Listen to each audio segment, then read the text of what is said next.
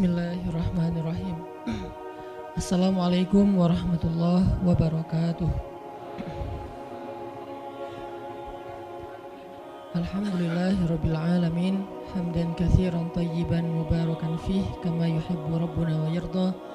Asyhadu an la ilaha illallah wahdahu la syarikalah wa asyhadu anna Muhammadan abduhu wa rasuluhu la nabiyya ba'dah. Allahumma salli wa sallim wa barik ala sayyidina Muhammadin kama dzakarahu dzakirun al-akhyar. Wa salli wa sallim wa barik ala sayyidina wa habibina Muhammadin makhtalafal lailu wan nahar. Wa salli wa sallim wa barik ala sayyidina wa habibina wa azimina Muhammad wa ala al-muhajirin wal ansar. Rabbi shrah li sadri wa yassir li amri wahlul 'uqdatan min lisani yafqahu qawli. Rabbana inna nas'aluka ilman nafi'a wa qalban khashi'a wa amalan salihan maqbula wa hayatan tayyiba. Rabbana ilaika aslamna wa bika amanna wa alaika tawakkalna wa ilaika anabna wa bika khasamna na'udzu bi'izzatika an tudillana antal hayyul ladzi la yamut wal insu wal jinnu yamutun wa ba'. Teman-teman semuanya yang dirahmati Allah Subhanahu wa taala, malam ini kita bisa duduk lagi di Markas Pemuda Hijrah. Ahlan wa sahlan bikum. Selamat datang buat semua anak muda Bandung. Mudah-mudahan Bandung ini menjadi salah satu di antara mercusuar dakwah di seluruh Indonesia. Ketika pemuda-pemudanya memberikan sebuah tren yang baik kepada anak muda di seluruh Indonesia dengan gaya dan style anak muda, nongkrong di masjid, mendengarkan sharing tentang kebesaran Allah Subhanahu wa taala.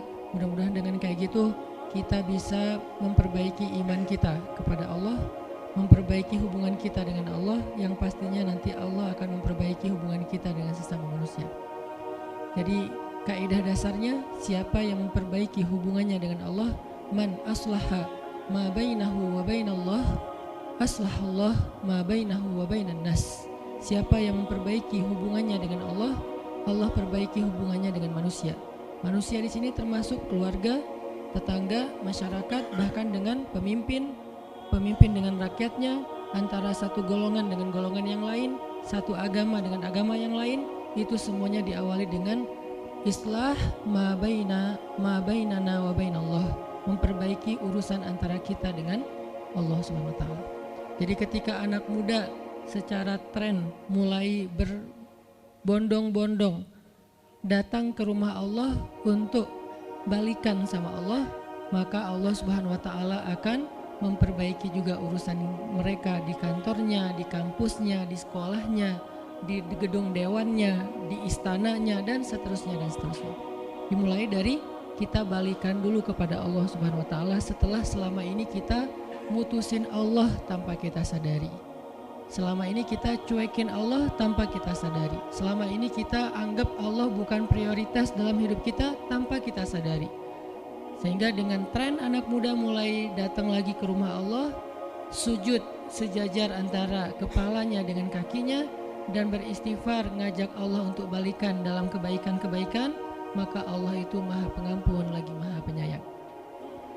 Teman-teman semuanya, malam ini kita sharing tentang diam. Benar gak sih? Benar ya? Tentang diam.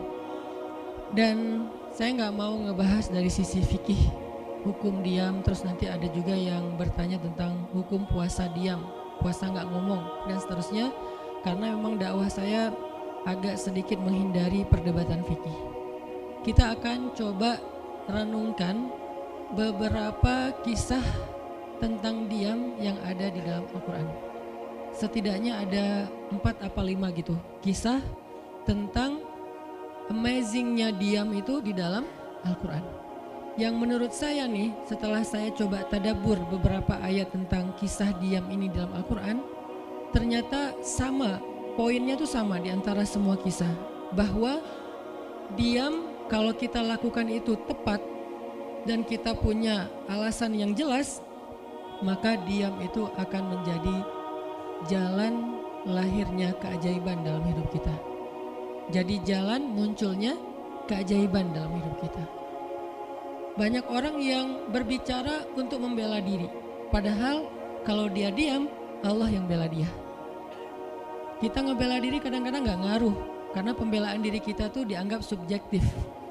Tapi kalau Allah yang bela dia, Allah punya banyak cara dan Allah menggenggam hati manusia. Sehingga ketika misalnya kita ribut dengan seseorang, setelah kita menjelaskan duduk perkaranya, kita ngejelasin yang sebenarnya terjadi apa, udah cukup diam dan jangan melanjutkan perdebatan. Kenapa? Biar nanti sisanya Allah yang akan beresin. Nah, ini butuh apa untuk bisa kayak gini nih? Butuh iman. Karena kalau kita imannya lemah, kita kayak agak meragukan Allah bakal ngebelain kita, padahal kita dalam posisi yang benar, mungkin kita akan terus-terusan bela diri. Kita akan tulis panjang sampai di scroll, kita akan narasi dengan kata-kata, kita akan berdebat, kita akan kerahkan semua teman-teman yang bisa ngebelain kita akan cari semua argumen, kita akan cari semua kesalahan dia dibalikin. Semua cara ini adalah cara orang untuk membela diri dengan cara berucap. Ternyata di Al-Quran Allah pernah menceritakan kepada kita cara membela diri dengan diam. Bahkan kadang-kadang ketika kita membela diri dengan berucap, justru Allah menjauhkan dirinya dari kita. Allah pergi. Kenapa Allah pergi dari kita, berpaling dari kita? Karena saat kita membela diri dengan berucap, dengan ngomong, dengan broadcast, dengan komen, dengan bikin caption dan seterusnya, kadang-kadang di dalam kata-kata kita itu ada hal yang justru gak benar. Ada yang bohong terpaksa gitu. Akhirnya gara-gara pengen bela diri kita jadi bohong. Gara-gara pengen bela diri kita jadi cari-cari kesalahan orang lain. Gara-gara pengen bela diri kita jadi buka aib. Gara-gara pengen bela diri kita jadi melebih-lebihkan sesuatu yang harusnya gak kayak gitu. Artinya justru karena kita berucap, karena kita ngomong malah jadi salah. Akhirnya orang gak respect, Allah lebih gak respect lagi. Sehingga malam ini kita pengen belajar tentang gimana cara menjemput keajaiban ketika kita punya masalah dengan seseorang lewat diam. Mungkin teman-teman sering mendengar hadis yang disampaikan oleh para penceramah, para ustadz. Hanya mungkin malam ini kita akan lebih banyak ngambil contoh. Karena saya pikir narasi-narasi ideal berupa ayat dan hadis udah banyak yang menyampaikan. Tapi membawanya dalam contoh konkret daily kehidupan kita itu mungkin gak semua orang aware. Karena emang kehidupan orang beda-beda. Apalagi misalnya seorang ustadz yang mungkin jarang main sosmed. Dia gak tahu masalah di sosmed itu apa. Seolah-olah sosmed itu bukan realitas hidup. Padahal kita tahu anak muda Indonesia main sosmed sehari gak kurang dari 6 jam. Berarti ada 6 jam realitas kehidupan kita yang jarang dibahas dan dibimbing dengan bimbingan agama Allah, Al-Quran dan hadis. Kenapa? Karena realitas ini kurang difahami oleh sebagian guru-guru, oleh sebagian ulama yang mereka emang agak gak terlalu akrab dengan sosmed. Mereka gak akrab dengan yang namanya Instagram, YouTube, Twitter, Line apalagi. Karena Line ini anak mudanya mungkin ABG banget kan.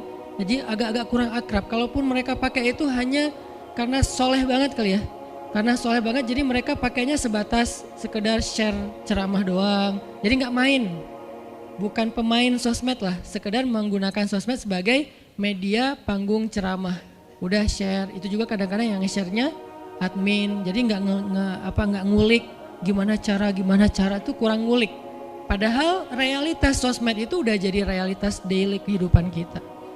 6 jam kita ada di sosmed dan 6 jam itu tetap waktu yang akan dihisap oleh Allah. Bukankah selain harta, selain tenaga, selain amal, waktu juga akan dihisap? Maka waktu kita 6 jam itu apakah tidak ada hubungannya dengan agama? Ada banget. Sehingga saya mencoba untuk semampu saya bareng dengan kita semuanya belajar. Bisa nggak ya kita jadi smart netizen? Atau dalam kehidupan sehari-hari bisa jadi smart citizen dengan sikap diam. Gimana sikap diam citizen, smart citizennya? Lagi di jalan, ketika orang lain mungkin bikin kita bete, bikin kita emosi, bisa nggak kita diam? Di rumah ketika kita berselisih dengan pasangan, bisa nggak kita diam? Di kos-kosan ketika kita digedor-gedor terus minta uang kos-kosan sama bu kos, bisa nggak kita? Itu mah ngumpet ya. Salah contohnya. Ya gitulah pokoknya. Jadi kita akan coba bahas diam ini dari angle daily kehidupan kita. Karena saya lebih suka kayak gitu biar langsung praktis bisa dipakai. Memang hadis-hadisnya banyak. Salah satu yang paling terkenal, man kana yu'minu billahi wal yaumil akhir falyakul khairan aw liyasmut. Cuman contohnya doang yang beda-beda. Narasinya sama, kontennya sama. Cuman contohnya beda tergantung angle seorang ustadz dan wawasan kehidupan yang dia jalanin. Dia hidupnya sebagai apa? Kalau hidupnya sebagai seorang ustadz yang ada di dalam masjid, mungkin ya contoh-contohnya adalah tentang di dalam masjid, tentang bergaul sesama ustadz, dengan aktivis manggilnya akhi ukhti. Tapi kalau dia kehidupannya main, berarti dia akan ngambil contoh tentang main, gimana kita biar tetap bisa soleh walaupun kita lagi main dan seterusnya. Tapi narasinya sama, man kana yu'minu billahi wal yaumil akhir falyakul khairan aw liyasmut. Atau nanti cerita yang lain kata Nabi, yang paling banyak memasukkan orang ke dalam api neraka dua. Satu lisannya, kedua kemaluannya. Ini dua hal yang paling sering menyebabkan orang masuk neraka. Kalau kemaluannya kita tahu artinya dia hawa nafsu, syahwat. Kalau lisan ini ngomong, justru gara-gara kita ngomong banyak, kadang itu jadi kayak pemberat timbangan keburukan kita dan itu tuh rugi gitu. Makanya kita perlu belajar, bukan saya ngajak kita, kita diam aja seharian. Kayaknya agak kurang fair juga ya. Dan saya juga nggak diam seharian. Susah kalau untuk diam seharian, apalagi sama keluarga, kan kita butuh ngobrol sama teman. Ya serealistis mungkin dan senatural mungkin. Cuman kalau lagi ada kasus bisa nggak nih kita diam? Terutama kalau lagi ada kasus. Terutama kalau lagi ada masalah. Dan saya yakin kita tuh pasti sering punya masalah dengan seseorang. Gimana caranya kita diam? Gimana cara Nabi diam ketika diomelin oleh Aisyah radhiyallahu anha? Ngomel, diam. Aisyah ngomel kepada Nabi, nggak menceritakan aib orang lain, nggak mencela, cuman ngomel karena lagi cemburu. Nabi diam.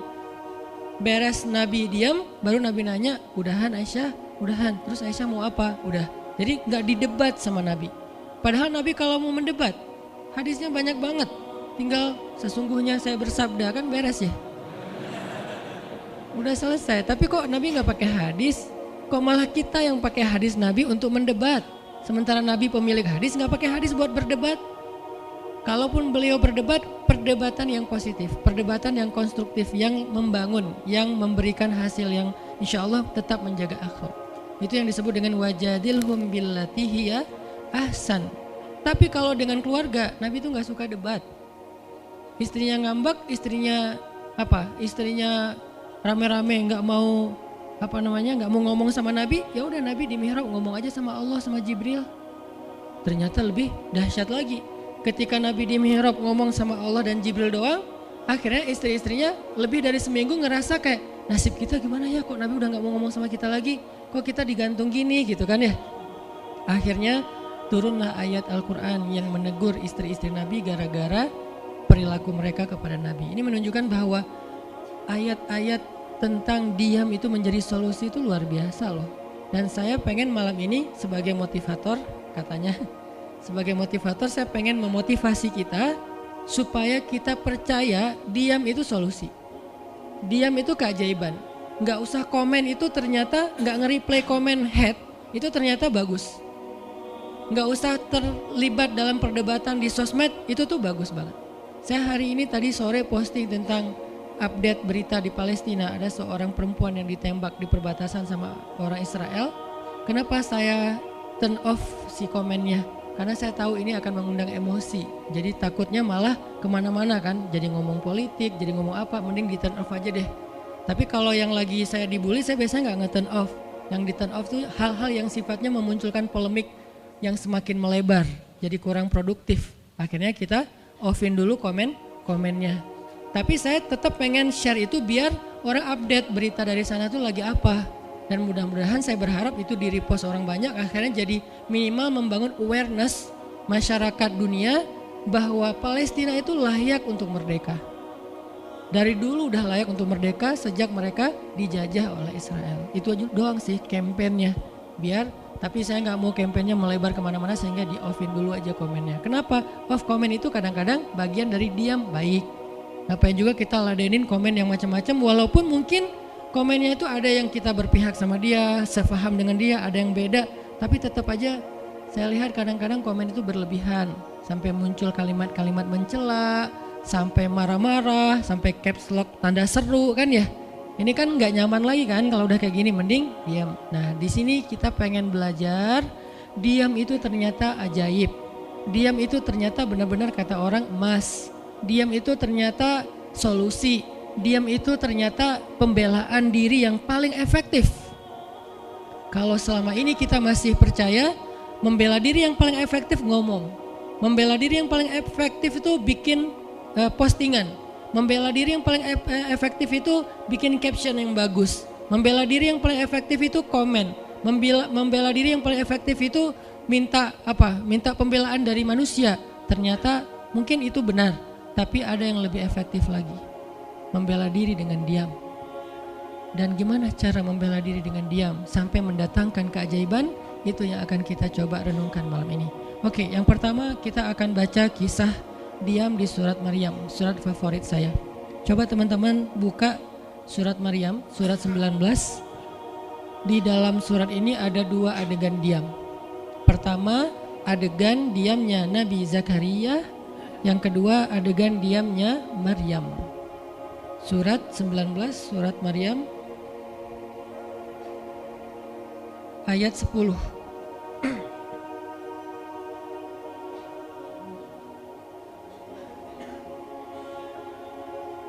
Sekaligus kita pengen belajar kalau kita lagi diam pas kita dicerca, ketika kita disakiti, ketika ada masalah dengan seseorang, kalau kita diam kita ngapain gitu kan gitu ya, nggak diam doang kan, kita ngapain. Nah di sini kita belajar surat 19, surat Maryam ayat 10 dan 11. Kita tilawah bareng-bareng ya, saya baca habis itu teman-teman ikutin. A'udzu billahi minasy syaithanir rajim. Silakan.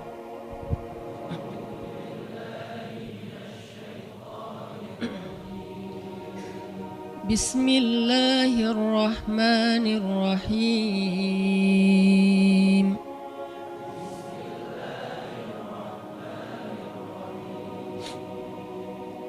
Qala rabbi ij'al li ayah.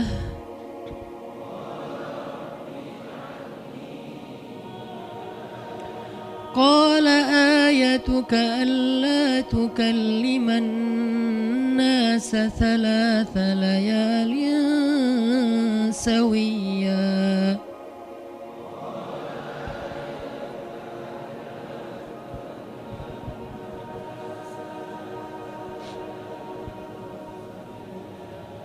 فخرج على قومه من المحراب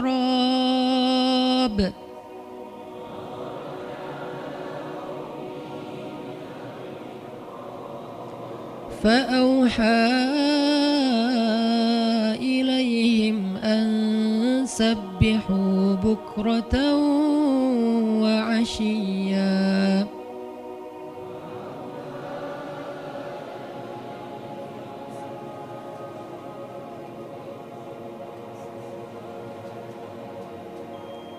Berkatalah Zakaria, Rabbi, berikanlah untukku sebuah pertanda bahwa aku akan punya anak laki-laki.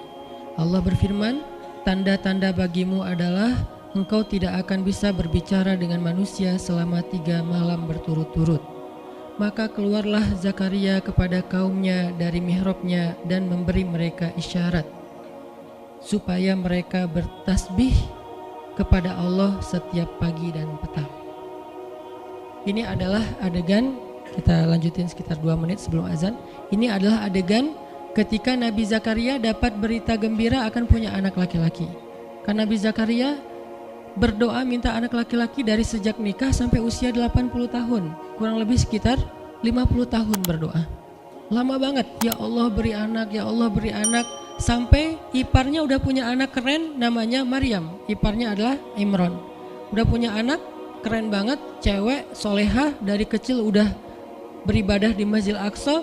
Zakaria masih minta anak, ya Allah, ya Allah, ya Allah. Sampai puncaknya Zakaria ngelihat Maryam dapat makanan dari langit. Zakaria datang ke mihrab Maryam, terus di situ udah ada makanan yang bukan dibawa oleh Zakaria. Zakaria nanya, "Anna laki hadza ya Maryam?" Maryam dapat dari mana makanan ini? Kata Maryam, "Huwa min indillah, dari Allah." Kata Maryam. Gimana caranya? Kata Maryam, Allah punya cara sendiri. Allah yarzuqu may yasha bighairi hisab. Terserah Allah gitu. Masya Allah, Masya Allah. Zakaria kagum sama Maryam, langsung pergi ke mihrabnya Zakaria, sholat, dan di dalam sholatnya Zakaria berdoa, hunalika da'a Zakaria rabbah. Di saat itulah Zakaria benar-benar nangis berdoa kepada Allah, ya Allah, Rabbi habli min ladunka dzurriyyatan thayyibah innaka sami'ud du'a. Ya Allah, beri saya anak seperti dia, seperti Maryam. Engkau maha mengijabah doa dan saya gak pernah berputus asa meminta kepadamu. Udah 50 tahun lebih. Tiba-tiba Allah bilang, ya Zakaria, inna nubashiruka bi ghulam ismuhu Yahya lam naj'al lahu min qablu samiyya. Zakaria, sekarang kami akan perkenankan doamu, kamu akan punya anak, beri dia nama Yahya. Belum pernah ada anak seperti dia yang soleh di muka bumi. Zakaria kaget, walaupun doa, tapi beliau masih berpikir kayak, gimana caranya saya punya anak? Ini kayak tarik-tarikan antara logika manusia dengan iman. Imannya percaya Allah Maha Kuasa, tapi logikanya gimana caranya? Istri saya udah tua, saya juga udah tua. Lalu Nabi Zakaria bertanya untuk biar lebih tenang, supaya logikanya nggak ragu lagi. Kalau imannya udah mantap, tinggal logika. Zakaria tanya, beri saya ij'alli ayah, beri saya bukti, tanda gimana cara saya punya anak. Kata Allah, tandanya alla tukalliman nas salasa layalin sawiyya. Kamu tiba-tiba nggak bisa ngomong. Kamu sehat, kamu nggak punya masalah, tapi kamu nggak bisa ngomong. Mau ngomong tuh nggak bisa. Kamu bisa tilawah, kamu bisa zikir, tapi kamu nggak bisa ngomong. Bisa subhanallah, subhanallah, subhanallah. Bisa alhamdulillahi rabbil alamin. Nggak bisa. Jadi baca Quran, kalau ada Quran, tapi dulu kan Taurat ya. Baca Taurat bisa, zikir bisa, hayya ala sholah, kalau azan ada azannya bisa, pokoknya semua bisa kecuali mau ngomong tuh gak bisa. Masya Allah ya, luar biasa. Kenapa? Karena Allah pengen Zakaria zikir aja 3 hari. Jangan ngomong dengan manusia walaupun ucapannya baik kecuali zikir. Jadi kalau mau ngomong dengan manusia, subhanallah, masya Allah, alhamdulillah, bismillah, cuman gitu doang ngomongnya. Gak bisa, lu mau kemana? Gak bisa. Insya Allah gitu. Jadi cuman bisa zikir. Saking Allah pengen Zakaria menghabiskan 3 hari sebelum Allah tunjukkan keajaiban hanya dengan berzikir. Apa poinnya di sini? Kalau kita pengen ada keajaiban dalam diam, maka isilah diam kita dengan zikrullah. Insyaallah nanti kita lanjutkan setelah sholat isya. Bismillahirrahmanirrahim. Teman-teman semuanya, kita lanjutkan tadabbur kita terhadap ayat di surat Maryam, ayat 10 dan 11, kisah keajaiban yang diperoleh oleh Nabi Zakaria alaihissalam dengan Allah anugerahkan untuk beliau anak yang super duper keren luar biasa yang bernama Yahya alaihissalam. Dan salah satu cara Allah subhanahu wa ta'ala mendidik Nabi Zakaria untuk menjemput keajaiban itu adalah Allah menyuruh Zakaria untuk diam dan mengisi diamnya dengan zikratullah bukratan wa asiyya, mengingat Allah pada waktu pagi dan pada waktu petang. Artinya diisi dengan zikir. Dan waktu itu Nabi Zakaria menurut ulama tafsir, beliau tidak cacat lisannya, benar-benar bisa ngomong.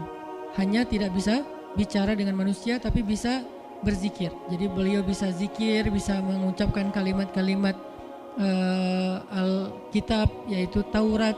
Beliau bisa membaca ayat-ayat Allah, beliau bisa mengucapkan kalimat bismillah dan seterusnya, tapi nggak bisa ngomong dengan manusia. Dan itu terjadi selama 3 malam. Dan akhirnya setelah 3 malam, Nabi Zakaria tiba-tiba dapat berita gembira kalau istri beliau hamil. Ini pelajaran penting banget buat kita.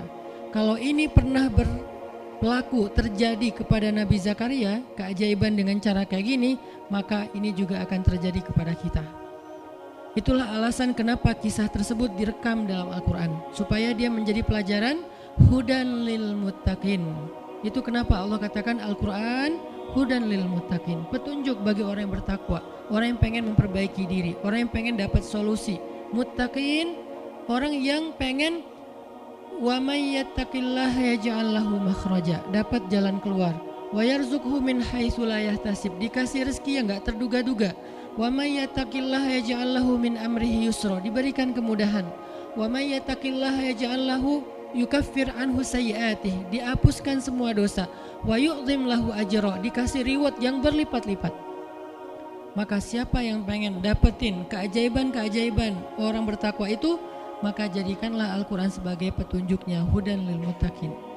Nah, gimana cara kita jadiin Al-Quran sebagai petunjuk? Jawabannya juga ada di ayat yang sama, la raiba fih, jangan ragukan ayat-ayat Al-Quran, termasuk kisah-kisah yang ada di dalamnya. Sehingga kalau kita benar-benar percaya kisah Nabi Zakaria mendapatkan keajaiban dengan cara diam dan zikir, maka kita coba terapin itu dalam masalah hidup kita, insya Allah kita juga akan mendapatkan keajaiban dan kejutan seperti yang didapatin oleh Nabi Zakaria. Itu pesan poin yang ada di dalam ayat 10 dan 11 surat Maryam. Sehingga buat sebagian orang yang mungkin ngerasa selama ini sering disakiti, sering dicuekin, sering didebat, sering diapain, jangan terlalu diladenin. Kadang-kadang ada teman saya nanya ke saya, Ustadz, ini ada yang ngomongin Ustadz gini di sosmed, perlu kita balas nggak nih? Saya bilang udah diamin aja. Itu tuh santai, tapi sebetulnya itu ada kayak alasan kenapa saya memilih sikap itu, bukan karena kayak males ribut. Sebetulnya kadang-kadang kan ribut itu kayak nyenengin ya, kayak olahraga apa ya, emosi gitu kan. Rame-rame di sosmed itu kayak asik kan, kayak kita ngegame gitu kan. Jadi nge-replay komen-komen orang kayak lucu-lucuan gitu. Saya pernah lihat Rachel V-nya bagus juga sih. Ini bukan dalam hal negatif tapi positif, makanya saya sebutnya nama. Rachel itu kan main kemarin ke Australia sama New Zealand. Terus ada dia lagi foto-foto gitu di sana bareng dengan suaminya. Tiba-tiba ada yang komen, Sel, lo nggak cocok di tempat itu, tempatnya bagus tapi gara-gara lo jadi kurang bagus gitu. Terus dia jawab, ya gue nggak cocok tapi dompet gue cocok, kata dia. Kadang-kadang perlu digituin juga sih ya, biar paham. Karena kata Ustaz Abdul Somad, sombong kepada orang yang sombong adalah sedekah. Tapi itu mah pilihan. Rasal memilih sikap santuy. Tapi dengan dia guyonin, kalau saya memilih sikap diam aja deh. Karena saya takut kalau saya ngomong malah jadi panjang debatnya, dan saya merasa nggak mampu untuk selalu membela diri dengan argumen. Karena membela diri dengan argumen kadang-kadang ya, kalau bahasa Ustaz Umar Mita, orang yang mencintaimu tidak butuh alasan, orang yang membencimu tidak akan menerima alasan. Jadi kayak ya udahlah, diamin aja. Ternyata dengan kita diam muncul aja keajaiban, banyak keajaiban. Jadi benar-benar saya percaya banget diam itu tuh keajaiban, dan itu berlaku dalam dakwah, berlaku dalam masalah keluarga. Ketika istri lagi ngambek, dia misalnya komen panjang di sosmed di WhatsApp misalnya, dia kayak misalnya namanya juga lagi ngambek ya, ngomong panjang di WhatsApp. Kalau saya sabar untuk diam, itu tuh beres dengan sendirinya dan akhirnya malah lebih baik. Tapi kalau saya kepancing, jadi kita balas-balesan. Sepanjang hari WhatsAppan terus nggak beres-beres, tapi hasilnya makin lama tuh tangan pegel, hati panas. Karena kayak pengen dia balas apa, oh balasin lagi, balasin lagi, terus aja gitu, habis energi dan kerasa gitu capeknya tuh luar biasa. Tiba-tiba muka jadi lebih tua gitu kan ya, tiba-tiba berkerut semua, terus warna kulit makin doff gitu. Ini gara-gara efek stres kali ya. Jadi intinya adalah jangan diladenin, diamin aja setelah kita klarifikasi fitnah. Kalau itu berbentuk fitnah, tetap kita butuh tabayun, klarifikasi biar tidak menyebar fitnah. Tapi beres klarifikasi nggak usah diperpanjang. Berapa kali mungkin teman-teman ngelihat, mungkin saya pernah nggak ada apa-apanya sih dibandingkan Ustadz Felix. Kalau beliau lebih pro lah dalam masalah kayak gini. Kalau saya beberapa kali dibully di sosmed, pernah nggak saya ladenin? Hampir nggak pernah.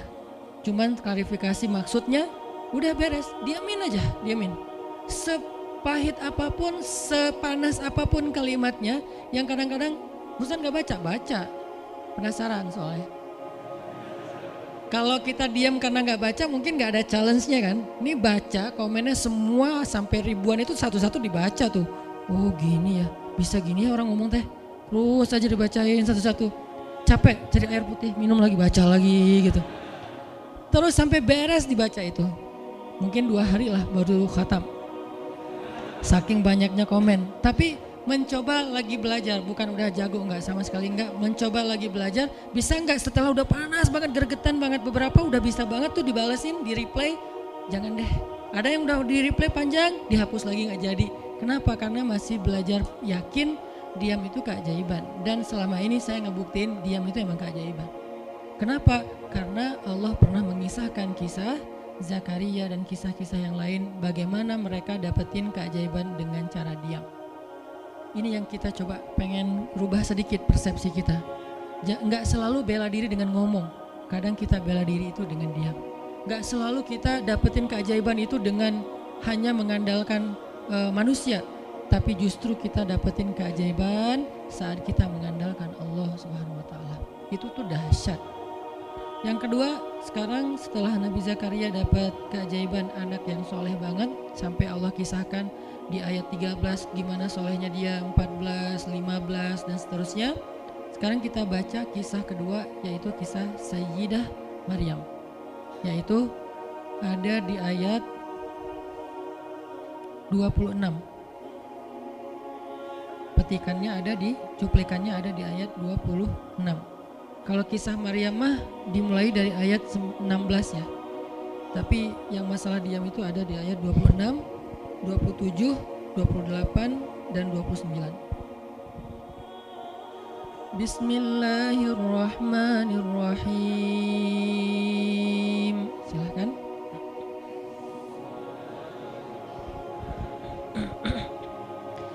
Fakuli washrabi wa qarri aina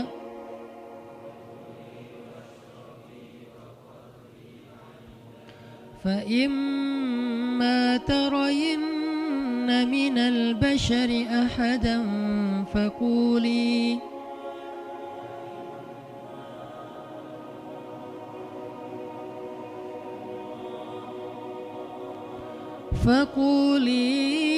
inni nadartu lirrahmani sawman falan ukallimal yawma insiya.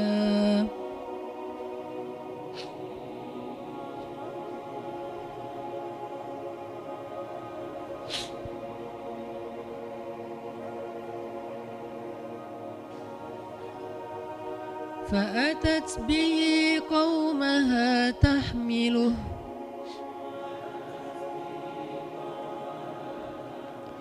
قالوا يا مريم لقد جئت شيئا فريا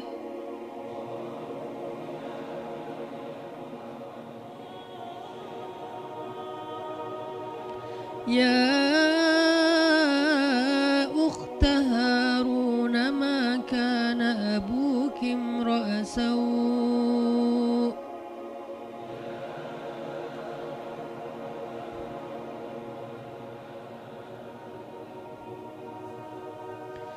ما كان أبوك امرأ سوء وما كانت أمك بغيا.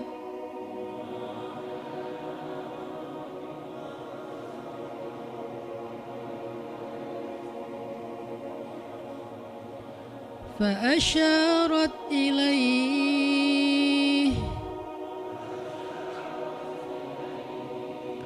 قالوا كيف نكلم من كان في المهد صبيا.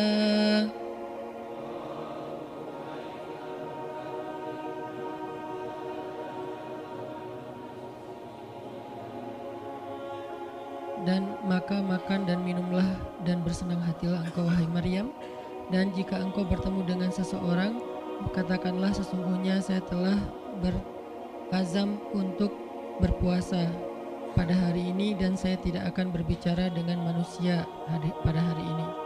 Lalu Maryam pun datang kepada kaumnya sambil menggendong bayinya. kaumnya berkata, "Wahai Maryam, engkau datang kepada kami dengan membawa," kalau bahasa kita tuh pembawa apa istilahnya? Sial. Apa ya? Dengan membawa keburukan. Jadi kayak dianggap pembawa kesialan. "Wahai saudari Harun, sesungguhnya ayahmu bukanlah seorang yang nista ataupun pendosa, dan begitu juga dengan ibumu bukanlah perempuan yang hina." Lalu Maryam memberi isyarat, fa'asyarat ilaih, memberi isyarat dengan menunjuk ke arah bayinya. Lalu mereka berkata, "Bagaimana kami akan berbicara dengan seorang bayi yang masih digendong oleh ibunya?" Maksudnya masih terlalu kecil. Ini adalah cuplikan adegan Maryam ketika baru pulang kampung. Jadi ceritanya di ayat sebelumnya, ketika kandungan Maryam semakin besar dan nggak bisa disembunyikan dari penglihatan manusia, Maryam pun pergi menjauh ke sebuah tempat yang tidak ada siapa-siapa. Fahamalathu fantabazat bihi makanan qasiyya. Dia menjauh, mengucilkan diri ke tempat yang nggak dilihat oleh siapa-siapa sampai melahirkan. Jadi kurang lebih sekitar 3 bulan 4 bulan Maryam nggak ada di Al-Quds, nggak ada di di Masjidil Aqsa dan sekitarnya. Dia pergi mengasingkan dirinya supaya tidak ada yang menghujat Maryam karena ngelihat perutnya sudah semakin besar dan dia nggak punya suami. Setelah melahirkan, akhirnya Allah perintahkan Maryam untuk pulang. Setelah Allah ngasih makan, minum dan kebahagiaan buat Maryam, fakuli washrobi wa qarri aina, dengan adegan korma yang menjatuhkan buah-buah rutop dan seterusnya, pulanglah Maryam. Nah, Maryam tahu ketika dia pulang dengan membawa bayi, dia pasti akan dihujat, dicela, dicaci maki, dibully oleh kaumnya. Lalu Allah memberi kepada Maryam bekal. Gimana cara ngadepin yang kayak gitu-gitu? Kata Allah, kalau kamu ketemu manusia, ketemu orang-orang, ketemu kaummu, bilang ke mereka, saya tidak berdebat hari ini. Saya nggak akan berdebat. Jadi dia tetap bisa ngomong. Tapi dia bilang, saya nggak akan berdebat. Saya nggak akan bicara dengan siapapun hari ini karena saya sudah bernazar untuk diam. Bilang kayak gitu kepada kaummu. Maka fa'atat bihi qaumaha tahmiluh. Maka datanglah Maryam kepada Al-Quds, kepada kota Al-Quds dengan membawa bayinya yang digendong. Datang. Baru dari ujung kota kelihatan Maryam, muncullah orang-orang Bani Israel semuanya rame di pasar-pasar mereka, semuanya menghadang Maryam. Maryam tiba-tiba dihadang di gerbang kota Al-Quds. Gak boleh masuk kota Al-Quds. Tadinya ada yang satu orang lihat, Maryam, langsung dia datang ke kota, dia umumkan ke semua orang, wahai Bani Israel, perempuan yang hina yang kita cari-cari sekarang sudah datang membawa bayi haramnya, membawa bayi selingkuhnya, membawa bayi hasil zinanya. Akhirnya orang-orang yang ada di Masjidil Aqsa, yang ada di rumah-rumah, yang ada di pasar, semuanya berkumpul di depan gerbang kota, menghalang Maryam masuk. Kebayang gak perasaan Maryam? Padahal dia itu lahir di situ, dia beribadah di situ, ayahnya orang situ, ulama pula, pamannya Nabi pula di situ, tapi dia sekarang dihadang oleh semua penduduk Al-Aqsa, penduduk Al-Quds, Bani Israel. Ketika Maryam mendekat, mereka mengatakan, "Ya Maryam, laqad ji'ti syai'an fariya." Ini bahasa Al-Quran. Kalau aslinya lebih tercela daripada ini, karena ini bahasa Al-Quran yang tinggi, Allah menggunakan bahasa simbolik saja. Yang terjadi, mereka mencela Maryam. Mereka bilang, "Maryam, kamu pembawa sial. Maryam, kamu perempuan hina. Maryam, kamu tukang zina. Maryam, kamu selingkuh. Maryam, kamu ternyata pelakor, segala macam." Kebayang gak seorang perempuan yang mulia dituduh dengan kata-kata kayak gini? Sedih, pengen jawab, pengen bilang, saya ini nggak pernah berbuat dosa. Ini nih Allah yang ngasih kepada saya nggak punya suami dan saya diberikan anak yang suci dan segala macam. Enggak. Tanya kepada Zakaria kalau nggak percaya, saya punya buktinya segala macam. Nggak usah, diam aja. Maryam bisa ngomong kalau mau. Maryam, by the way, adalah perempuan secerdas Sayyidah Aisyah. Dia itu kayak Aisyah cerdasnya, kayak Khadijah bijaksananya, kayak Fatimah lembutnya, kayak Asia sabarnya. Maryam itu istimewa. Sampai sebagian ulama mengatakan Maryam satu-satunya nabi dari perempuan, satu-satunya nabi dari golongan perempuan. Sebagian kecil ulama ada yang menyebutkan demikian, sehingga mereka menyebut Maryam alaihassalam. Saking Maryam ini keren banget, istimewa banget. Tapi jumhur ulama sejarah mengatakan Maryam bukan nabi, tapi dia perempuan soleha, orang soleh, bahkan 1 dari 4 perempuan sempurna di muka bumi, dan tidak ada yang kelima. Cuma ada 4. Kamula minar rijali katsir, kata Nabi. Laki-laki yang sempurna itu banyak, yaitu para rasul dan para nabi. Walam yakmul minan nisa illa arba'ah. Tidak ada perempuan yang sempurna kecuali 4. Asiyah istri Fir'aun, kemudian Maryam anaknya Imran, kemudian Khadijah istri Rasulullah, dan Fatimah bintu Rasulullah. Artinya Maryam ini istimewa banget. Dia kalau mau argumen, dalilnya lebih banyak daripada para rabi-rabi Yahudi yang ada di situ. Karena ketika Maryam dulu berkhidmat di Masjid Aqsa, Maryam itu nggak belajar seperti yang lain-lain. Karena kan dulu orang Bani Israel itu paling anti sama cewek ya. Buat mereka perempuan itu kasta kedua. Seolah-olah perempuan itu nggak punya hak yang sama dengan laki-laki. Laki-laki punya hak belajar di Masjid Aqsa, perempuan nggak boleh. Ini kesenjangan gender di masa Bani Israel dulu. Jadi kalau ada yang mau nuduh Islam sebagai tidak memperhatikan masalah gender, dia harusnya baca sejarah. Justru Islam, Al-Quran, Taurat, Injil mengangkat perempuan untuk setara dengan laki-laki. Awalnya perempuan itu hina di masyarakat Bani Israel, dianggap pembawa sial. Sampai masyarakat jahiliyah sebelum Islam datang, apa yang terjadi dengan bayi perempuan? Dibenamkan dalam pasir hidup-hidup, dibunuh, dilempar dari bukit supaya mati langsung seketika. Kenapa? Termasuk Umar pernah membunuh bayi perempuan.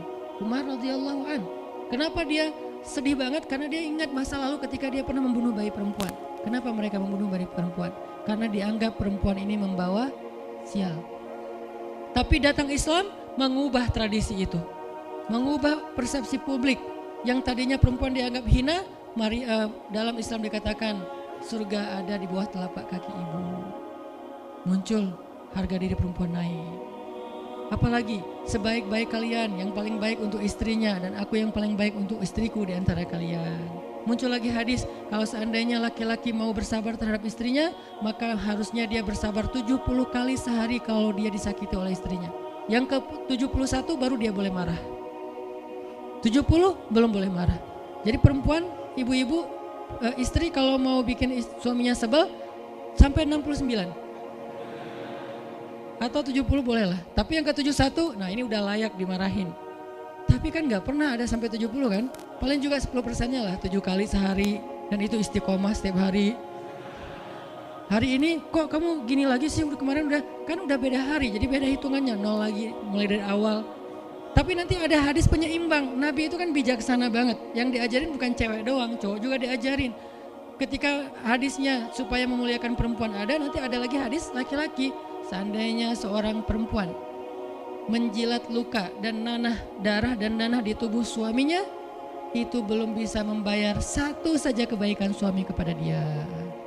Jadi menjilat lukanya aja belum bisa bayar kebaikan, terus ngapain marah-marah coba. Sehingga dua-duanya ada nasihat untuk suami. Kalau istrinya lagi ngambek, namanya juga lagi sedih, ya udah kamu sabar aja 70 kali. Untuk istri jangan ngambek, karena kalau kalian berbuat baik aja belum bisa bayar kebaikan mereka. Terus gimana dong Ustadz? Ya udah, sekarang solusinya adalah sama-sama mengambil sisi baiknya. Kayak gitu nasihat Nabi. Makanya saya agak kurang setuju kalau khutbah Jumat itu memakai hadis menjilat darah dan nanah, karena yang dengar suami. Wah bener nih khutbah Jumat, saya senang banget khutbah Jumat hari ini. Pulang-pulang, mah tadi khutbah Jumat keren banget. Nih mah, saya kebenaran aku catat, nih mah gak bisa. Kalau khutbah Jumat pakailah hadis sabar 70 kali. Menasihati suami. Kalau majelis taklimnya ibu-ibu, masalah tadi seandainya saya boleh menyuruh manusia sujud kepada manusia, saya suruh sujud istri kepada suami. Masing-masing ada hadisnya, jangan disilang. Ini gak bijak dalam ceramah, karena harusnya memberi nasihat yang bisa memperbaiki, bukan menambah tuntutan baru. Wah benar nih, kalau suami saya dengar, harusnya suami saya datang, Ustadz boleh nggak acara selamatan di rumah saya nanti temanya ini gitu. Kalau perlu ngundang Ustadz yang dia kenal, request dulu untuk ngemojokin pasangan, ini nggak bijak. Balik lagi ke cerita tadi, Maryam tuh pinter banget, cerdas banget. Dari kecil dia udah hafal Taurat. Ibarat anak sekarang hafal Quran. Dan lebih sulit ngafal Taurat daripada Quran. Kenapa? Karena bahasa Al-Quran itu sastra banget. Jadi ngafalnya itu kayak ngafal syair. Itu aja udah susah kan? Kebayang gak ngafal Taurat? Lebih sulit lagi tuh. Dan Maryam dari usia di bawah 5 tahun udah khatam Taurat. udah tahu tafsir Taurat, usia 7 tahun. Bahkan saking keren dan pinternya Maryam, kadang-kadang ketika Maryam ngobrolin tentang Taurat sama Zakaria, itu Zakaria sampai geleng-geleng kepala. Maryam, gitu maksudnya? Sampai nanya ke Maryam, gitu om maksudnya. Maryam ngomongnya ke Zakaria udah kayak ngajar gitu, saking pinternya Maryam. Jadi hadis-hadis Zakaria Maryam hafal. Kan para anbiya tuh punya hadis kan? Hadis Zakaria dihafal oleh Maryam. Tauratnya Musa dihafal oleh Maryam. Kebijaksanaan para nabi dihafal oleh Maryam. Dia dari usia 10 tahun itu udah jadi ulama besar Maryam. Artinya kalau misalnya orang mau berargumen dengan Maryam, dia punya banyak bahan. Dia punya banyak narasi. Dia lagian Maryam itu pintar ngomong. Tapi Maryam diam. Jadi kalau kita ngerasa pintar ngomong, pintar komen, pintar apa, tetap aja kita punya alasan harusnya kita diam, karena Maryam yang lebih daripada kita ternyata juga diam. Akhirnya Maryam diam. Dikatakan ya ukhta Harun, diingatkan lagi dengan kemuliaan keluarga Imran. Ya ukhta Harun, ma kana abuki imra'asau wa ma kanat ummuki baghiyya. Ayah kamu itu Imran loh Maryam, kamu enggak malu punya bayi di luar pernikahan sementara keluarga kalian itu keluarga baik-baik. Apa kamu tega menyakiti ayahmu, mencoreng nama besar dan nama baik keluarga besarmu? Dan seterusnya. Maryam makin luar biasa, panas banget, sedih banget. Dan Maryam itu yang lebih berat lagi teman-teman. Mungkin kalau kita digituin agak kebal ya. Terutama cowok lah. Cowok kalau digituin agak kebal karena emang kurang berperasaan sih kalau cowok ya. Coba lihat dari angle cewek. Cewek itu lebih peka loh dari kita. Kita mah mungkin lebih mudah lah diam. Diomelin, diam aja. Karena kita kan orangnya agak santuy gitu kan. Kalau cewek tuh gak bisa gitu. Makanya lihat angle ini dari angle cewek. Kalau tadi Zakaria, sekarang Maryam. Dan Maryam lebih peka daripada semua cewek yang ada di muka bumi. Lebih perasa lagi daripada perempuan yang ada di muka bumi. Sangat-sangat pemalu. Saking pemalunya ketemu cowok keren, ta'awuz coba. Cewek itu perasaannya lebih dalam daripada kita. Jadi kalau misalnya cewek-cewek, Maryam tuh gak punya, ketemu cowok keren aja dia ta'awuz. Siapa cowok keren yang ditemui Maryam? Jibril, Gabriel loh yang ditemuin. Dan waktu itu Jibril menjelma. Apa? Fatamassala laha basyaran sawiyya. Jibril menjelma sebagai basyaran sawiyya. Allah yang ngomong tuh, cowok keren. Allah yang bilang keren. Kalau kita merasa udah paling keren, menurut Allah biasa-biasa aja. Karena Allah pernah menciptakan Yusuf, Allah pernah menciptakan Muhammad, Allah pernah menciptakan Yahya. Kita merasa paling keren, Allah pernah menciptakan Sarah, perempuan paling keren juga, Aisyah, Fatimah. Jadi buat kita kayak udah kegeeran paling keren se-Bandung gitu kan ya. Menurut Allah mah biasa. Kalau Jibril, Allah sendiri yang bilang dia tuh emang keren. Jibril emang bukan malaikat, tapi kalau ketemu manusia, kecuali para nabi, Jibril itu menjelma sebagai manusia. Supaya tidak terlihat wujud aslinya, karena gak kuat orang lihat wujud aslinya Jibril. Nabi Muhammad aja pertama ngelihat Jibril dengan wujud aslinya pas di Gua Hiro itu lari tuh, takut, saking ngerinya Jibril tuh. Jangankan manusia, malaikat aja segan sama Jibril. Jibril lewat malaikat, gak berani malaikat. Kenapa saya bilang kok disegani? Allah yang bilang di Al-Quran, dia itu malaikat yang disegani. Dzu mirrah kalau bahasa kita, malaikat yang sangat berwibawa. Sehingga di antara malaikat aja gak ada yang sembarangan bicara sama Jibril. Mau bicara sama Jibril kayak, aduh segan malu gitu malaikat. Cuman gak pakai itu mah Sunda ya.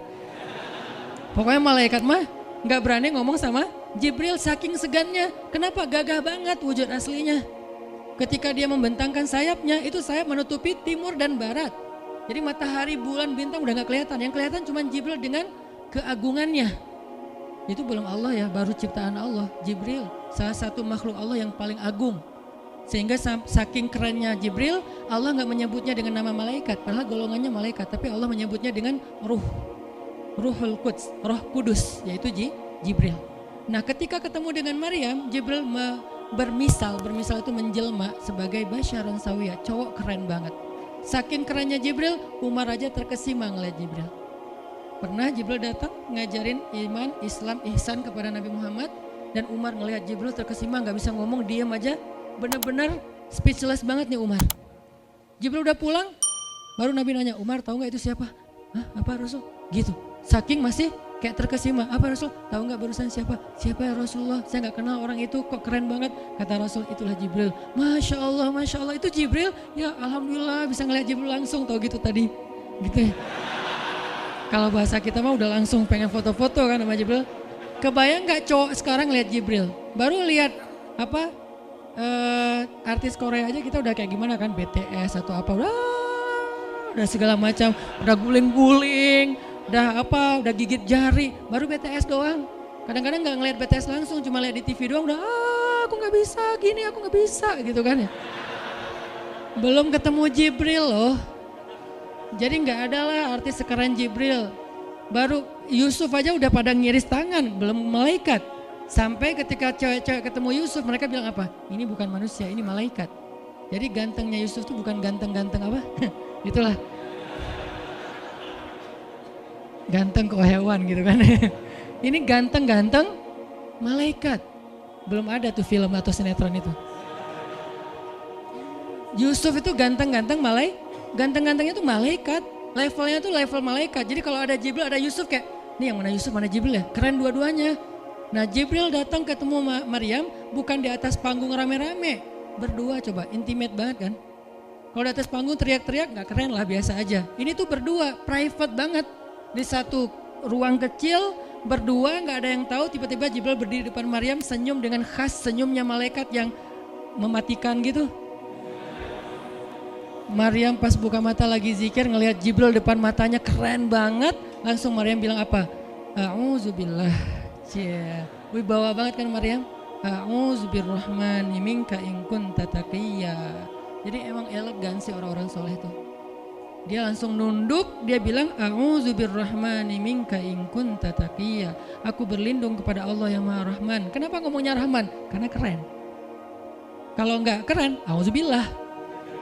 Karena keren, A'udzubirrahman. Tapi masih ta'awuz, cuman pakainya Rahman. Karena Allah tuh maha pengasih yang udah bikin kamu tuh keren. Diksinya luar biasa ya. Maryam gak bilang, A'udzubillahi minasyaitonirrajim. Enggak, ini enggak layak dibilang syaitan, ini terlalu keren. Jadi gak bisa A'udzubillah, A'udzubirrahman. Berarti Maryam tuh pinter. Sampai dia bisa memilih diksi Asmaullahil Husna. Dia nggak pakai diksi Allah, dia pakai diksi Ar-Rahman. Karena yang datang itu wajahnya tuh wajah orang baik, tapi keren. Akhirnya, A'udzubirrahmani minka in kunta taqiyya, kata Maryam. Jibril juga elegan, faham maksud Maryam. Maksudnya, kamu siapa? Itu pertanyaannya. Maryam nggak nanya, kamu siapa ya? Enggak gitu. Kan gaya culun-culun kayak caper gitu kan. Kamu siapa ya? Aku ada salah sama kamu. Enggak gitu sih Maryam ngomongnya. Saking elegannya Maryam, dia nanya kamu siapa tapi pakai kalimat zikir. Keren gak sih? Kita kadang-kadang zikir A'udzubirrahmani minka in kunta taqiyya. Artinya apa Mbak? Sama-sama gak elegan ya. Kalau Maryam sama Jibril dua-duanya elegan. Bahasa orang elegan tuh emang banyak kode sih. Jadi kita mah yang polos-polos kayak gini, yang remeh-remeh rempeyek gak jelas gini, ya nggak akan paham kalau nggak baca tafsir. Makanya kalau mau theater of mind, baca Quran itu pakai tafsir, pakai kisah, baru kita ngerti kondisinya. Oh gitu banget ya, dahsyat banget ya kejadian waktu itu. Jibril datang dengan wujud yang kerennya. Maryam pengen nanya kamu siapa, kok tiba-tiba masuk ruangan saya. Tapi bahasanya A'udzubirrahmani minka in kunta taqiyya. Aku berlindung kepada Allah yang maha baik darimu kalau kamu takut kepada Allah. Maksudnya kamu siapa? Takut gak kamu sama Allah? Baru Jibril mengatakan, saya adalah utusan Allah, berarti malaikat, untuk memberi kabar kepadamu kalau kamu akan punya anak. Baru Maryam melihat, gimana saya punya anak? Ya udah ada obrolan nih. Dan mereka udah biasa aja, oh Jibril, saya kira siapa? Udahlah, gak mungkin. Artinya udah kayak gitu nih kesolehan Maryam. Artinya Maryam itu orang yang sangat peka banget, perasaannya dalam banget. Terus nanti ketika Maryam melahirkan anak, tahu gak kata-kata Maryam apa? Ya laitani mittu qabla hada wa kuntu nasyam mansiya. Saat Maryam merasakan sakitnya kontraksi, mau melahirkan Isa, Maryam itu sambil kontraksi sambil bilang, ya laitani mittu qabla hadza wa kuntu nasyan mansiya. Aduhai seandainya saya mati aja sebelum kejadian ini dan saya dilupakan oleh manusia seolah-olah saya tidak pernah ada. Kenapa Maryam ngomong kayak gini? Maryam ngebayangin betapa malunya dia nanti kalau harus membawa bayinya ketemu Bani Israel yang pada bawel. Bani Israel itu terkenal kaum yang paling bawel. Bawelnya banget. Kalau kita baca Al-Baqarah itu isinya kebawelan Bani Israel. Kata Nabi Musa, sembelihlah Al-Baqarah. Al-Baqarah itu kan banyak, yang warna apa? Cari yang warnanya bersih. Yang bersih kan juga ada belang-belangnya nggak dikit. Terus yang beratnya berapa kilo, yang dari mana, dari Bali atau NTB atau dari mana, bawel banget. Udahlah cari aja seekor sapi, sembelih beres. Tapi nanya lagi, bertele-tele. Itulah Bani Israel. Dan Maryam tahu banget karakter kaumnya. Jangankan dengan fitnah kayak gini nih, ketemu Nabi yang udah menyampaikan hal yang benar aja, itu di debatnya tuh habis-habisan. Apalagi dengan kondisi Maryam. Makanya Maryam takut banget, dia nggak kuat menanggung malu. Kalau kita mungkin masih kuat lah nanggung malu, kadang-kadang malah malu-maluin gitu kan. Kalau Maryam gak kuat nanggung malu, berarti orang yang seperti ini harusnya kan berat banget untuk diam kan, gak akan kuat diam, harusnya dia ngomong gitu, dia belain diri. Tapi Maryam itu sisi lainnya adalah perempuan yang mukminah, siddiqah, sangat yakin sama Allah. Allah suruh diam, ya udah diam. Gimana pun dihujat, diam. Kata Allah diam. Ya Allah mereka bilang saya itu berzina, diam. Ya Allah bilang ini anak haram, ini anak saya nih, anak yang mulia. Anak yang satu-satunya ketika lahir gak disentuh setan di antara manusia loh. Satu-satunya manusia ketika lahir gak disentuh setan. Nabi Muhammad setannya malah diislamkan. Beda, kerannya itu beda. Kalau Isa gak disentuh setan. Kalau Nabi Muhammad setannya malah masuk Islam.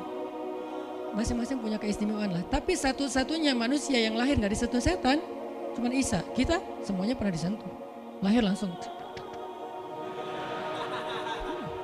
Apa sih lo datang-datang ke dunia nambah-nambahin kerjaan gua gitu kan. Kita nih orang biasa, jadi pas lahir tuh udah ada langsung setan bisik-bisik, yuwas bisufi sudurinas, makanya disuruh azan kan. Karena kenapa? Biar nggak dibisikin sama setan. Dan kalau bisa suara azan kita harus lebih lembut daripada suara setan, karena setan juga kayak nge-tricky gitu. Saya ibu kamu. Anak bayi dinina bobokan sama setan, hiduplah iblis gitu-gitu kan. Jadi kayak di dokter nama setan, iblis itu keren, iblis itu soleh, iblis itu baik, tapi pakai bahasa nasyid. Lagunya tuh kayak akustik gitu, lembut banget gitu kan. Makanya suara muazin kalau azanin anaknya yang lembut, jangan azan Allahu Akbar, asyhadu an la ilaha illallah. Dia males ke masjid nanti kalau udah dewasa. Kenapa? Gue males banget dengan suara ini nih. Salahnya siapa coba? Salah ayahnya. Belajar azan di Al-Latif sama Muzammil sama Teras Tahfiz. Biar azannya tuh kayak Allahu Akbar. Bayinya senyum-senyum. Ntar gue bisa lebih dari itu.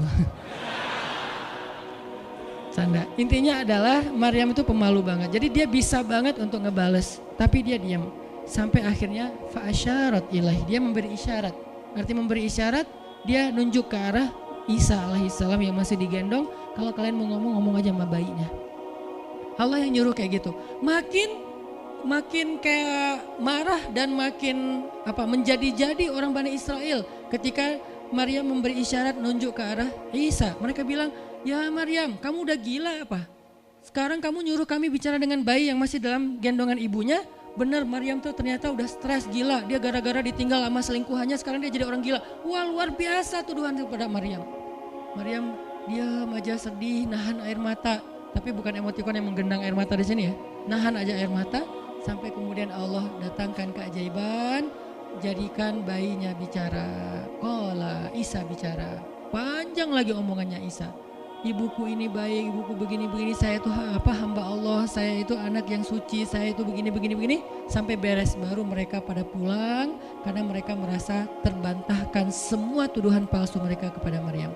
Masuklah Maryam, disambut mulia oleh beberapa orang. Maryam itu perempuan mulia, Allah mendatangkan dia sebagai keberkahan. Tadi dituduh pembawa sial, sekarang disebut pembawa berkah. Mulailah Maryam terkenal. Isa dididik, kemana Isa pergi, anak-anak kecil segengnya Isa pengen jadi temannya Isa. Gue temannya Isa lo, gue temannya Isa lo. Gak lama kemudian Isa jadi temannya Yahya. Ketika dia udah bisa main sama Yahya, main berdua sama Yahya. Kemana-mana berdua, Yahya, Isa.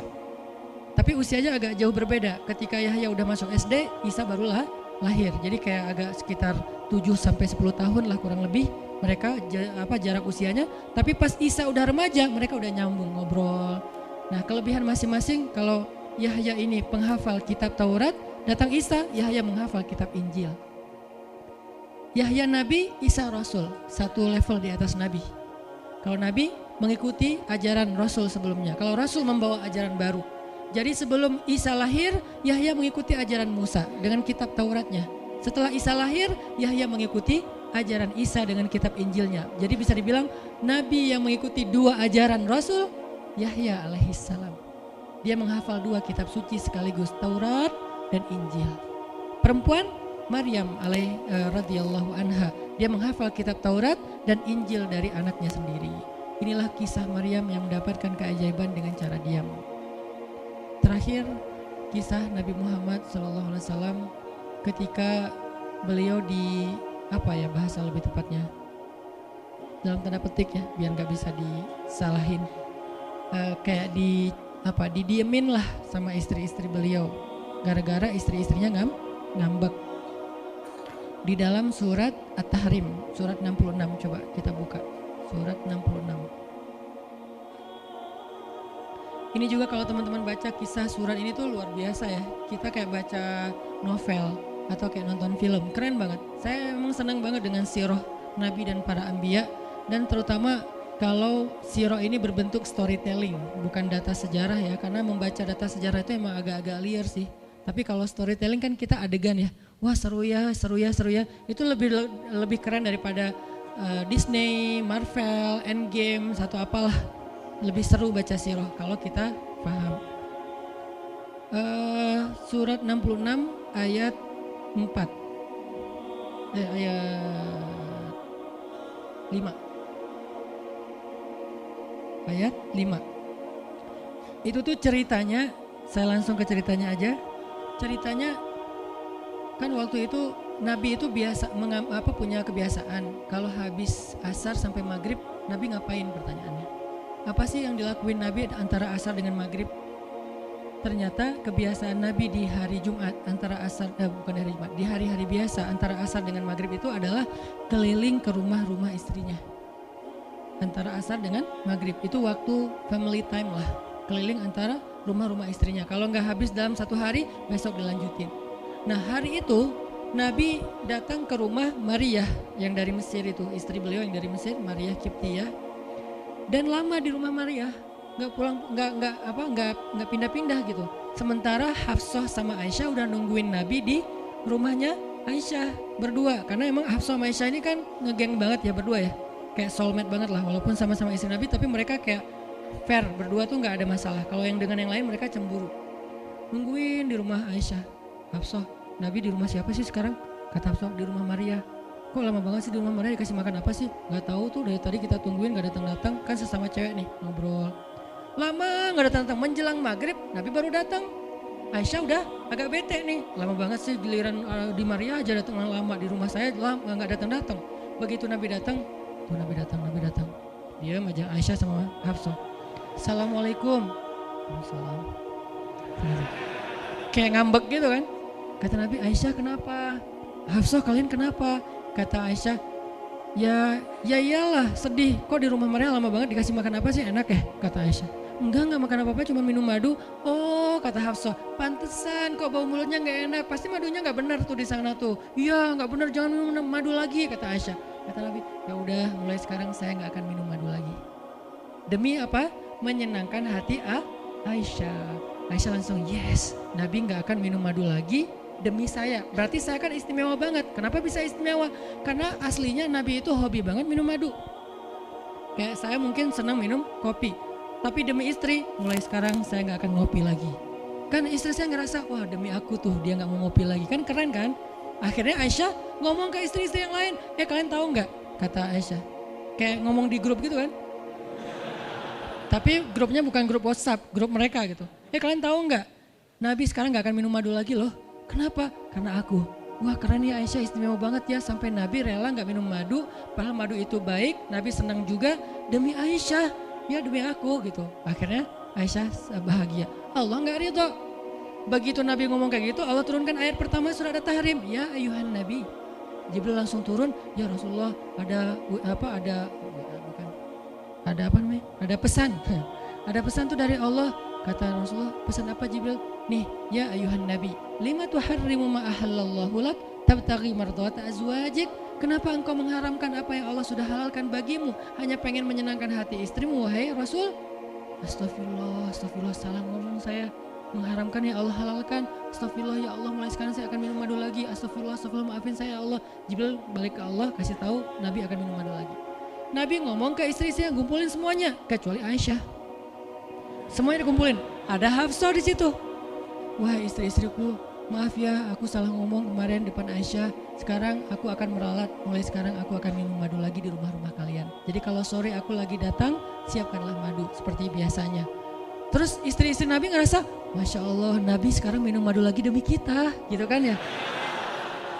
Kan antara mereka kan saling pengen nunjukin siapa yang paling istimewa kan. Demi kita sekarang Nabi udah minum madu lagi. Nabi sampai meralat kata-katanya. Akhirnya ternyata kalimat itu sama Hafsah disampaikan ke Aisyah. Kalau bahasa sosmed kita di capture, di forward. Kan bahaya banget kan? Disampaikan ke Aisyah. Aisyah tuh lihat Nabi sekarang minum madu lagi loh. Demi siapa coba? Demi kami. Aisyah, innalillah, jadi Nabi gini. Cuman Aisyah gak sampai ngomong kayak kita. Dasarnya cowok dimana aja sama gitu. Itu mah kata-kata cewek sekarang ya. Kalau Aisyah kan elegan kan gak ngomong gitu. Akhirnya pas Nabi datang Aisyah diam. Aisyah diam, kata Nabi, Aisyah kenapa? Aisyah kenapa? Oh jadi gitu, di belakang ternyata sekarang minum madu lagi. Hah? Nabi langsung datangin sama Jibril. Rasulullah tahu gak kenapa mereka rame-rame sekarang? Siapa yang ngasih tahu nih ke Aisyah? Jibril ternyata jadi penengah, makanya jangan macam-macam deh sama Nabi. Ada Jibril, ada Allah kan, susah gitu membuat rahasia. Tahu nggak Rasulullah kenapa Aisyah ngambek? Kenapa wahai Jibril? Gara-gara Hafsah ngebocorin rahasia Nabi kepada Aisyah. Oh ini kerjaan Hafsah, kata Nabi. Oke, Hafsah. Panggil nih Hafsah. Dipanggil Hafsah, kata Nabi, Hafsah, kamu udah membocorkan rahasia saya. Ini menurut sebagian tafsir. Memang ada banyak tafsir sih. Salah satu tafsirnya kayak gitu. Hafsah, kamu udah membocorkan rahasia aku. Dan sekarang istri-istri pada ngambek. Istri yang lain juga ikut ngambek sekarang gara-gara Nabi kayak sekali minum madu, sekali nggak minum madu. Yang lain pada diam semuanya. Datang ke rumah Ummu Salamah. Assalamualaikum, Ummu Salamah, waalaikumsalam. Tadi kayaknya aku belum selesai jemuran, dah langsung pergi jemuran. Gak mau ngomong sama Nabi. Maria, assalamualaikum, waalaikumsalam. Kayaknya tadi aku lagi sibuk nyetrika deh. Jadi gak ada yang mau ngomong sama Nabi. Diam semuanya. Nabi kan jadi sedih kan. Gara-gara siapa coba? Gara-gara Hafsah. Akhirnya Nabi bilang, Hafsah, aku kecewa banget dengan sikap kamu. Kamu gak jaga rahasia aku. Sekarang aku antar kamu pulangnya ke rumah Umar. Bahasa lainnya diceraikan. Hafsah dicerain sama Nabi. Kerennya Hafsah pas digituin, dia cuma nangis. Dia gak bilang, ya Rasulullah, Rasul tega nyerain saya, terus saya gimana gitu. Enggak. Rasulullah cuma masalah madu doang, cuma masalah capture dan saya forward doang kayak gitu langsung diceraikan. Tega banget sih Rasulullah. Rasulullah gak punya hati apa? Enggak. Hafsah tuh diam. Ini nih keajaiban diam yang lain ya. Diceraikan sama Nabi. Innalillah, astagfirullahaladzim. Hafsah yuk kita pulang ke rumah Umar. Iya ya Rasulullah, pulang aja. Baik banget nih Hafsah, soleha banget. Jadi by the way emang semua istri Nabi itu soleha, cuman namanya perempuan kadang-kadang muncul sifat dasarnya mereka cemburu, mereka sedih, mereka baper. Tapi itu manusiawi dan perempuan yang soleha pun merasakan hal itu. Hafsah pulang ke rumah Umar. Assalamualaikum, waalaikumsalam, dibuka sama Umar. Ya Rasulullah, Hafsah langsung masuk ke kamarnya. Ya Rasulullah, anak saya bikin salah apa? Pasti dia nyakitin Rasulullah ya. Maaf ya Rasulullah. Langsung Umar marah-marah. Hafsah, kamu ngapain dekat sama Rasulullah? Hafsah diam aja. Dimarahin habis-habisan sama Umar. Umar tahu sendiri, sayang banget kan sama Nabi. Ketika ada masalah antara Nabi dengan anaknya, pasti yang dimarahin anaknya, bukan Nabi. Nabi pulang, Hafsah diomelin sama Umar. Diam aja, nggak ngomong apa-apa. Diam. Akhirnya Jibril turun. Jibril turun, ya Rasulullah ada pesan dari Allah. Apa wahai Jibril? Di surat At-Tolak, surat putus. Kan At-Tolak itu artinya diputusin. Bahasa ini pesantrennya dicerai. Turun surat At-Tolak. Kata Jibril, Allah nyuruh kamu raji'ha ya Rasulullah. Raji'ha innaha qawwamah sawwamah fa innaha min azwajika fil jannah. Wahai Rasulullah, rujuk Hafsah. Disuruh rujuk. Allah enggak reda Rasul menceraikan Hafsah.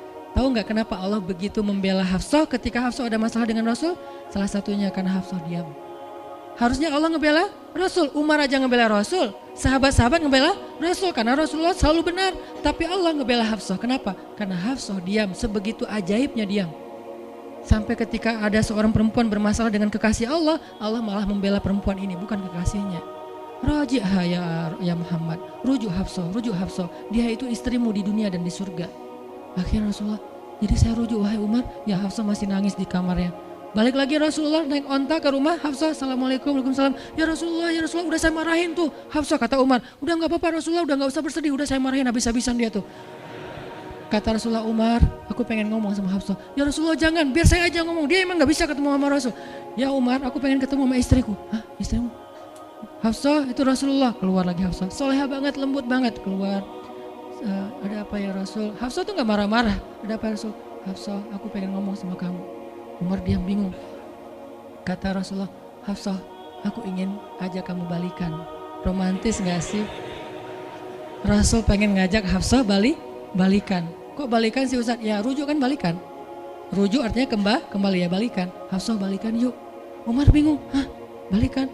Hafsah, Allah yang nyuruh aku untuk merujuk kamu. Umar makin bingung, Hafsah kamu keren banget. Sampai Allah belain kamu gitu. Kata Nabi, Hafsah, Allah turunkan ayat khusus tentang kamu di surat ini. Umar makin bingung, sampai turun ayat, Masya Allah, anakku ini subhanallah, Masya Allah gitu kan ya. Akhirnya, ya Rasulullah, Allah sampai turunkan ayat tentang masalah ini. Alhamdulillah, Hafsah sujud syukur, Hafsah nangis, Hafsah langsung meluk Rasul. Umar, aduh gimana nih? Udah beres gitu, Hafsah dibawa pulang sama Rasul, boncengan berdua. Hafsah boncengan sama Rasul. Naiklah mereka, mobil mereka yang bermerek onta itu. Gimana cara pulangnya? Di depan rumah Umar, Rasulullah langsung berlutut, langsung ngasih tangan buat Hafsah. Hafsah megang tangan Nabi, injak lutut Nabi, naik ke atas onta. Itu tuh romantis banget. Lalu Rasulullah bonceng Hafsah. Tadi kan cerita Hafsah dicerai sama Nabi itu kan heboh di grupnya istri-istri Nabi kan. Hafsah dicerai loh. Jangan-jangan kita juga dicerai. Soalnya Nabi udah gak mau ngomong sama kita. Astagfirullah.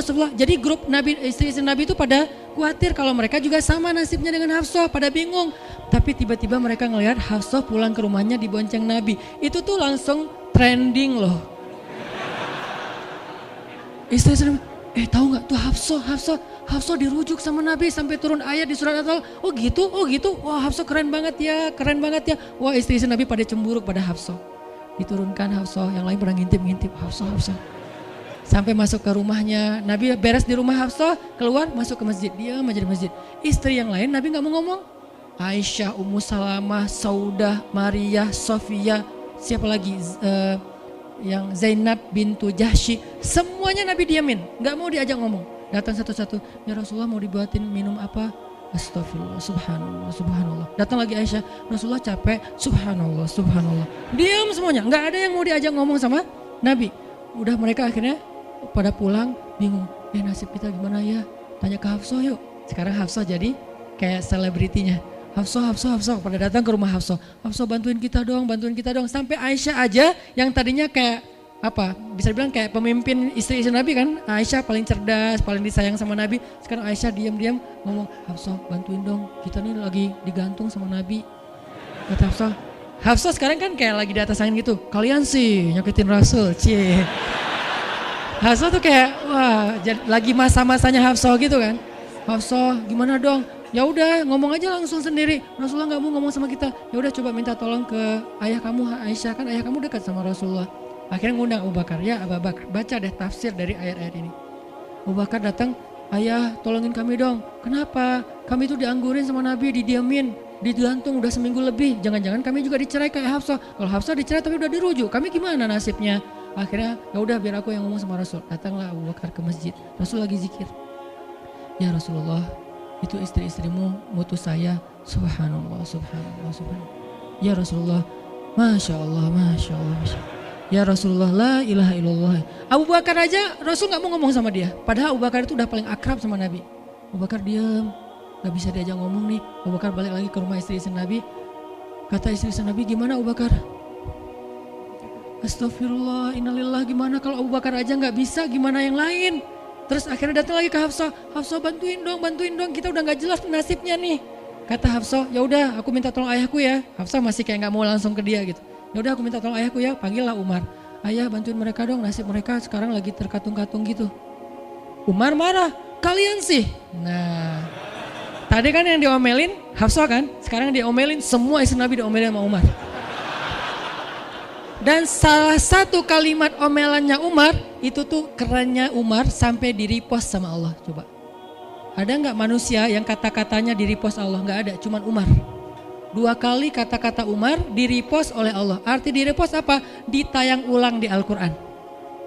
Kan repost itu berarti tayang ulang kan? Di-capture, langsung di-copy, paste, langsung ditayangin. Itu tuh kata-kata cuman Umar yang pernah digituin sama Allah. Kata-kata Umar apa? Ayat ke-5. Kata Umar, kalau kalian gak minta maaf sama Nabi, Allah bisa aja mentalak kalian, menceraikan kalian dari Nabi, lalu menggantikan untuk Nabi istri yang lebih solehah, lebih hafizah, lebih bertaubat, lebih baik, lebih cantik, lebih perawan daripada kalian. Itu tuh kata Umar yang ada di ayat ke-5. Jadi bisa dibilang ayat ke-5 adalah ayat repostnya kata-kata Umar, saking kerennya Umar. Sampai Nabi pernah bilang kalau ada Nabi setelah aku, Umar lah orangnya, cuman gak ada Nabi setelah aku. Jadi kalau ada orang yang benci sama Umar, saya nggak heran dia baca sirah apa.